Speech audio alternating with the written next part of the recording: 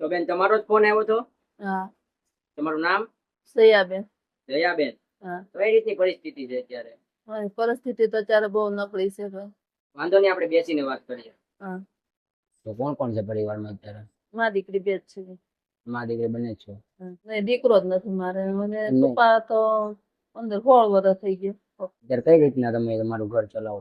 તારે થોડું થોડું હું 2-5 હજાર નું કામ કરું ને છોકરી 2-5 હજાર નું કામ કરે, એવી રીતના ઘર ચલાવી છે. મને પરિસ્થિતિ હાવ નબળી છે. એમાં હમણાં આ દીકરીનું તો હૃદય તૂટી ગયા, એમાં થોડુંક બધું દવાખાનું આવી ગયું છે. દવાખાનું આવી ગયું છે, એમાં જ બધું પૈસાનો ખર્ચો બધો જતો રહ્યો. એમાં ખર્ચો થઈ ગયો બધો. હવે ત્યારે કોઈ નથી, સાથ દે એવું કોઈ નથી. સાથ દે એવું? હા, જમાય છે તો જમાય કેટલોક સાથ દે, અને જમાય સાથ દે તો એને પાછું તો દેવું પડે ને આપણે. બરોબર. તો કોઈ ફેમિલીમાં બીજું કોઈ સપોર્ટ કરવા વાળું નથી? કોઈ નથી બીજું.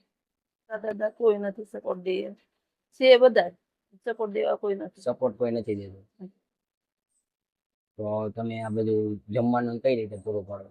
જમવાનું બસ તો આવી રીતનું થોડું થોડું લાવીએ ખાઈએ, એવી રીતના રહીએ. જરૂરિયાત છે ની છે તમારે અત્યારે?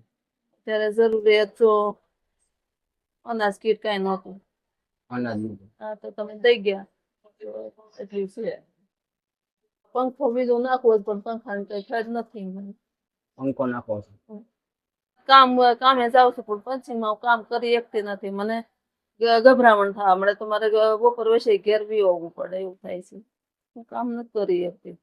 હવે આ દીકરી કામ કરે એનું કોઈ ઘર હાલે, તો એ નથી. અત્યારે એનું કામ નથી આવતું, બંધ થઈ ગયું છે એનું મહિના દીધા. કામ એ નથી કરી શકતી ને આવી પરિસ્થિતિ મારી નબળી છે બહુ.